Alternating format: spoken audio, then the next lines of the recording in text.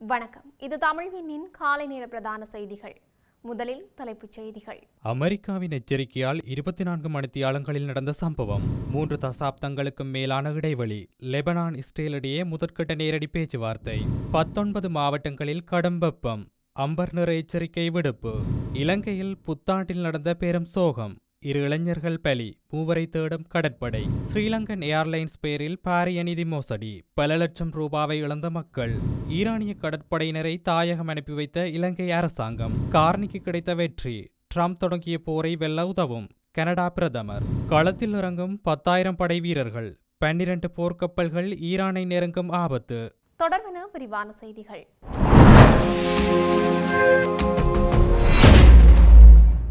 Iran துறைமுகங்கள் மற்றும் கரையோர பகுதிகளை இலக்கு வைத்து அமெரிக்காவினால் அமல்படுத்தப்பட்டுள்ள கடல்சார் முற்றுகையின் முதல் 24 மணித்தியாலங்களில் எந்தவொரு கப்பலும் தடையை மீறி செல்லவில்லை என்று அமெரிக்கா தெரிவித்துள்ளது. அமெரிக்க மத்திய கட்டளை பணியகம் வெளியிட்டுள்ள முக்கிய அறிக்கையில் இந்த விடயம் குறிப்பிடப்பட்டுள்ளதாக சர்வதேச செய்திகள் தெரிவிக்கின்றன. இந்த முற்றுகை நடவடிக்கையில் 10,000க்கும் மேற்பட்ட இராணுவத்தினர், போர்க்கப்பல்கள் மற்றும் விமானங்கள் ஈடுபடுத்தப்பட்டுள்ளன. ஈரானிய துறைமுகங்களுக்குள் நுழைய முயன்ற அல்லது வெளியேற முயன்ற 6 வர்த்தக கப்பல்கள் அமெரிக்க படைகளின் கட்டளைக்கு இணங்கி மீண்டும் ஈரானிய துறைமுகங்களுக்குள்ளேயே திரும்பிச் சென்றுள்ளன. முற்றுகை ஆரம்பிக்கப்பட்ட பின்னர் ஈரானுடன் தொடர்புடைய 4 கப்பல்கள் ஹோர்முஸ் நீரிணையை கடந்துள்ளதாக சர்வதேச செய்திகள் தெரிவிக்கின்றன. ஈரானிய துறைமுகங்களுக்கு செல்லும் அல்லது அங்கிருந்து வரும் அனைத்து நாடுகளினதும் கப்பல்களுக்கு இந்த தடை பொருந்தும் என சுங்க திணைக்களம் தெரிவித்துள்ளது. இதேவேளை ஈரானுடன் தொடர்பில்லாத ஏனைய கப்பல்களின் சுதந்திரமான போக்குவரத்திற்கு எவ்வித இடையூறும் இருக்காது என்றும் குறிப்பிடப்பட்டுள்ளது. அமெரிக்காவின் இந்த முற்றுகை நடவடிக்கையானது ஈரானின் கடல்வழி வர்த்தகத்தை முற்றாக முடக்கும் நோக்கில் முன்னெடுக்கப்பட்டு வருகின்றமையும் குறிப்பிடத்தக்கது. 3 தசாப்தங்களுக்கும் மேலான இடைவெளிக்கு பிறகு லெபனானும் இஸ்ரேலும் தங்களின் முதல் தூதரக பேச்சுவார்த்தைகளை நடத்தியுள்ளன. இஸ்ரேலுக்கும் ஈரான் ஆதரவு ஹிஸ்புல்லா குழுவிற்கும் இடையிலான சண்டையை முடிவுக்கு கொண்டு வருவதை நோக்கமாக கொண்டே இந்த அரிதான சந்திப்பு நடைபெற்றுள்ளது. மத்தியஸ்தம் செய்த அமெரிக்க வெளியுறவுத்துறை அமைச்சர் மார்க்கோ ரூபியோ ஹிஸ்புல்லாவின் செல்வாக்கை முடிவுக்கு கொண்டுவர இது ஒரு வரலாற்று சிறப்புமிக்க வாய்ப்பு என்று கூறியுள்ளார். தற்போது நிலவி வரும் மோதல்களை முடிவுக்கு கொண்டு வருவதற்கான ஒரு கட்டமைப்பை உருவாக்குவதே இந்த சந்திப்பின் முதன்மை நோக்கமாகும். இதன்போது உடனடி போர் நிறுத்தம் மற்றும் தெற்கு லெபனானிலிருந்து இஸ்ரேலிய படைகள் வெளியேறுவதை லெபனான் வலியுறுத்தியுள்ளது. எல்லையில் நீண்டகால பாதுகாப்பை உறுதி செய்வது மற்றும் ஆயுத குழுக்களின் ஆதிக்கமில்லாத நிலையை உருவாக்குவது குறித்து இஸ்ரேல் கவனம் செலுத்தியுள்ளது. இது ஒரு ஆரம்பகட்ட அமர்வு மட்டுமே என்றும் அனைத்து சிக்கல்களையும் ஒரே நாளில் தீர்த்துவிட முடியாது என்றும் அமெரிக்க தரப்பு தெரிவித்துள்ளது. இருப்பினும் தற்போதைய பதற்றமான சூழலில் இந்த நேரடி உரையாடல் ஒரு முக்கியமான தொடக்கமாக கருதப்படுகிறது. இலங்கையின் 19 மாவட்டங்களில் இன்றைய தினம் வெப்ப சுட்டன் சாதாரணமாக உணரப்படும் வெப்பநிலையை விட அதிகரித்து காணப்படும் என்று வளிமண்டலவியல் திணைக்களம் அம்பர் நிற எச்சரிக்கையை விடுத்துள்ளது.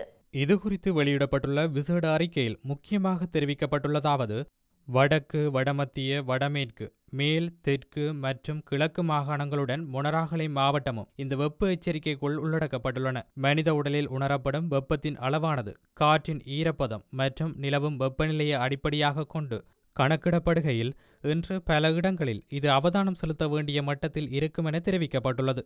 இந்நிலையில் சுகாதார அமைச்சுடன் இணைந்து வளிமண்டலவியல் திணைக்களம் பாதுகாப்பு ஆலோசனைகளை வழங்கியுள்ளது. உடலில் நீர்ச்சத்து குறையாமல் இருக்க அடிக்கடி போதிய அளவு நீர் அருந்த வேண்டும்.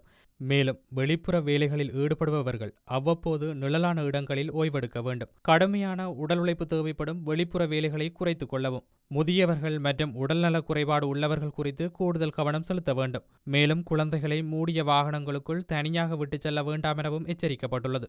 வெப்பத்தின் தாக்கத்தை குறைக்க மெல்லிய மற்றும் வெளிர் நிறத்திலான ஆடைகளை அணிய பரிந்துரைக்கப்பட்டுள்ளது.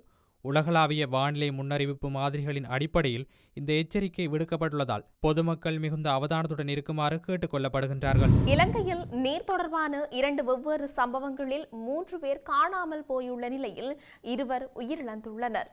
மகாவலி ஆற்றில் நீராடச் சென்ற ஒரே குடும்பத்தைச் சேர்ந்த 3 சகோதரர்கள் நீரில் மூழ்கி காணாமல் போயுள்ள சம்பவம் நேற்று மாலை பதிவாகியுள்ளது.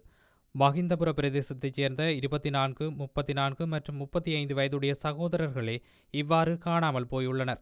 தனது தந்தை மற்றும் ஒரு சகோதரனுடன் இணைந்து ஆற்றில் நீராடி கொண்டிருந்தனர். இதன்போது இவர்கள் நீரோட்டத்தில் அடித்துச் செல்லப்பட்டுள்ளதாக போலீசார் தெரிவித்தனர். காணாமல் போனவர்களை கண்டுபிடிக்க கடற்படையின் உயிர்காப்பு பிரிவினரும் சேரனுவர போலீசாரும் இணைந்து பாரிய தேடுதல் நடவடிக்கைகளை முன்னெடுத்து வருகின்றனர். இதேவேளை ஹாலி கபராதுவ கடற்கரைக்கு சுற்றுலா சென்ற இருவர் கடலில் மூழ்கி உயிரிழந்துள்ளனர். நேற்று மாலை கடலில் நீராடி கொண்டிருந்த போது இவர்கள் நீரில் மூழ்கியுள்ளனர். இந்த நிலையில் பிரதேசவாசிகளால் மீட்கப்பட்டு கழுக்கல வைத்தியசாலையில் அனுமதிக்கப்பட்டனர். எனினும் அவர்கள் ஏற்கனவே உயிரிழந்து விட்டதாக வைத்தியர்கள் உறுதிப்படுத்தியுள்ளனர். கட்டுநாயக்க பிரதேசத்தைச் சேர்ந்த 21 மற்றும் 26 வயதுடைய இளைஞர்களே இவ்வாறு உயிரிழந்துள்ளனர். சம்பவம் தொடர்பில் கபராதுவ போலீசார் மேலதிக விசாரணைகளை மேற்கொண்டு வருகின்றனர். ஸ்ரீலங்கன் ஏர்லைன்ஸ் நிறுவனத்தின் பெயரை பயன்படுத்தி இணையதளங்கள் ஊடாக பொதுமக்களிடம் லட்சக்கணக்கான ரூபாய்களை மோசடி செய்யப்பட்டுள்ளதாக எச்சரிக்கப்பட்டுள்ளது. இந்த மோசடியில் ஈடுபட்டுள்ள கும்பல் குறித்து குற்றப்புலனாய்வு திணைக்களம் விரிவான விசாரணைகளை ஆரம்பித்துள்ளது. இந்த பாரிய நிதி மோசடி தொடர்பில் கொழும்பு பிரதம நீதவான் நீதிமன்றில் குற்றப்புலனாய்வு திணைக்களத்தின் கணினி குற்றப்புலனாய்வு பிரிவினர் அண்மையில் விடயங்களை சமர்ப்பித்தனர். பாதிக்கப்பட்ட இருவர் செய்த முறைப்பாட்டின் அடிப்படையில் இந்த விசாரணை தீவிரப்படுத்தப்பட்டுள்ளது. அதற்கமைய பமுனுகம பகுதியைச் சேர்ந்த ஒருவரின் வங்கிக் கணக்கிலிருந்து சுமார் 55 லட்சம் ரூபாய் மோசடி செய்யப்பட்டுள்ளது. மேலும் கடவத்தை பகுதியைச் சேர்ந்த பெண்ணின் வங்கிக் கணக்கிலிருந்து சுமார் 3.5 லட்சம் ரூபாய்க்கும் அதிகமான பணம் இவ்வாறான போலி இணையதளம் மூலம் திருடப்பட்டுள்ளது. இந்த தகவல்களை ஆராய்ந்த கொழும்பு பிரதம நீதவான் இந்த திட்டமிட்ட குற்றச்செயல் தொடர்பான விசாரணைகள் தொடர்பிலான தகவல்களை உடனுக்குடன் நீதிமன்றத்திற்கு அறிவிக்குமாறு அதிகாரிகளுக்கு உத்தரவிட்டுள்ளார். வெலிசர மற்றும் கொக்கல தடுப்பு முகாம்களில் தங்கியிருந்த 240 ஈரானிய கடற்படையினர் ஒரு விசேட விமானம் மூலம் இலங்கையிலிருந்து புறப்பட்டுச் சென்றனர். இலங்கை கடற்பரப்பிற்கு அப்பால் அமெரிக்க நீர்மூழ்கி கப்பலினால் தாக்கி மூழ்கடிக்கப்பட்ட ஈரானிய கடற்படை கப்பலான ஐரிஸ் டெனாவிலிருந்து மீட்கப்பட்ட 32 ஈரானியர்கள் இதில் அடங்குவதாக தெரிவிக்கப்படுகின்றது. மேலும் இவர்களுடன் இலங்கையில் தங்கியிருந்த ஈரானிய கடற்படையின் ஐரிஷ் புஷர் கப்பலைச் சேர்ந்த 208 ஈரானியர்களும் தாயகம் அனுப்பி வைக்கப்பட்டுள்ளனர். துருக்கிக்கு சொந்தமான விசேட விமானம் ஒன்றின் மூலம் இவர்கள் அனைவரும் ஈரானுக்கு புறப்பட்டதாக அரசாங்கம் அறிவித்துள்ளது. இது தொடர்பான தகவல்களை பிரதி பாதுகாப்பு அமைச்சர் மேஜர் ஜெனரல் அருண ஜெயசேகர வெளியிட்டுள்ளார். இலங்கை அரசாங்கத்தின் மனிதாபிமான ஒத்துழைப்புடன் சர்வதேச நெறிமுறைகளுக்கு அமைவாக இந்த தாயகம் அனுப்பும் நடவடிக்கை முன்னெடுக்கப்பட்டுள்ளது. கனடாவில் நடைபெற்ற தேர்தல்களில் பிரதமர் மார்க் கார்னி தலைமையிலான லிபரல் கட்சி வெற்றியை பதிவு செய்துள்ளது.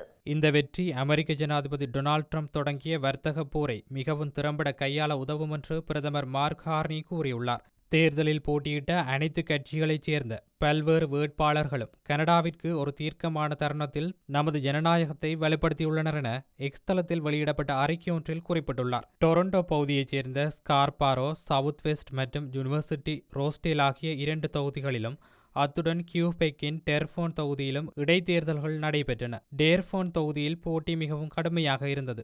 3 இடைத்தேர்தல் தொகுதிகளிலும் வெற்றி பெற்றுள்ள அந்த கட்சி நாடாளுமன்றத்தின் கீழ் சபையில் பெரும்பான்மையை பெற்றுள்ளது. 343 இடங்களை கொண்ட கனடா நாடாளுமன்றத்தில் லிபரல் கட்சி தற்போது 174 இடங்களை கைப்பற்றியுள்ளதாக தெரிவிக்கப்படுகிறது. இதன் மூலம் அரசாங்கத்தை நிலைத்தன்மையுடன் முன்னெடுக்க தேவையான எளிய பெரும்பான்மையை கட்சி உறுதிப்படுத்தியுள்ளது. இது கனடாவிற்கு ஒரு தீர்க்கமான தருணம். இதற்கு தீவிரமான தலைமை, ஒரு வலுவான பொருளாதார திட்டம் மற்றும் ஒரு சிறந்த எதிர்காலத்தை கட்டமைக்க அனைத்து பின்னணியிலிருந்தும் தலைவர்கள் முன்வர வேண்டும் என்றும் லிபரல் கட்சி ஓர் அறிக்கையில் தெரிவித்துள்ளது.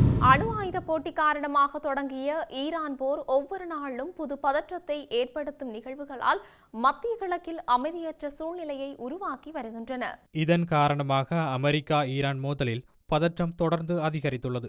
இந்த வரிசையில் ஈரான் துறைமுகங்களை முற்றுகையிடும் நோக்கில் 10க்கும் மேற்பட்ட போர்க்கப்பல்கள் மற்றும் பல விமானங்களின் ஆதரவுடன் 10,000க்கும் மேற்பட்ட அமெரிக்க மாலுமிகள், கடற்படை வீரர்கள் மற்றும் விமானப்படை வீரர்கள் ஈரானிய துறைமுகங்களுக்குள் நுழையும் மற்றும் வெளியேறும் கப்பல்கள் மீது கடற்படை முற்றுகையை அமல்படுத்தி வருவதாக அமெரிக்க மத்திய கட்டளை மையம் தெரிவித்துள்ளது.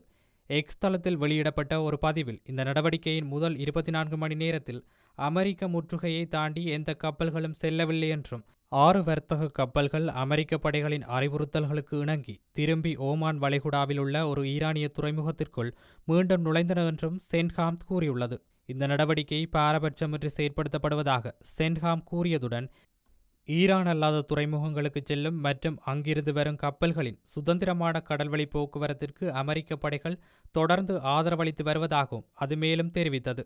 இந்த நடவடிக்கையின் அளவை விவரிக்கும் ஒரு வரைபடத்தையும் அந்த படைப்பிரிவு வெளியிட்டுள்ளது. இந்த பணியில் 10,000க்கும் மேற்பட்ட படை வீரர்கள், 100ற்கும் மேற்பட்ட போர் மற்றும் கண்காணிப்பு விமானங்கள் மற்றும் குறைந்தது 12 போர்க்கப்பல்கள் ஈடுபட்டுள்ளதாக அது கூறியுள்ளது. செய்திகளின் நிறைவாக மீண்டும் தலைப்புச் செய்திகள். அமெரிக்காவின் எச்சரிக்கையால் 24 மணித்தியாலங்களில் நடந்த சம்பவம். 3 தசாப்தங்களுக்கும் மேலான இடைவெளி. லெபனான் இஸ்ரேல் இடையே முதற்கட்ட நேரடி பேச்சுவார்த்தை. 19 மாவட்டங்களில் கடும் வெப்பம். அம்பர் நிற எச்சரிக்கை விடுப்பு. இலங்கையில் புத்தாண்டில் நடந்த பெரும் சோகம். 2 இளைஞர்கள் பலி. 3 தேடும் கடற்படை. ஸ்ரீலங்கன் ஏர்லைன்ஸ் பேரில் பாரிய நிதி மோசடி. பல லட்சம் ரூபாவை இழந்த மக்கள். ஈரானிய கடற்படையினரை தாயகம் அனுப்பி வைத்த இலங்கை அரசாங்கம். கார்னிக்கு கிடைத்த வெற்றி. ட்ரம்ப் தொடங்கிய போரை வெல்ல உதவும் கனடா பிரதமர். களத்தில் இறங்கும் 10,000 படை வீரர்கள்.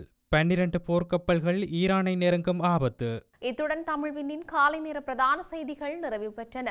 செய்திகளை உடனுக்குடன் அறிந்து கொள்ள தமிழ்வின் என்ற எமது யூடியூப் பக்கத்தினூடாக இணைந்திருங்கள். வணக்கம்.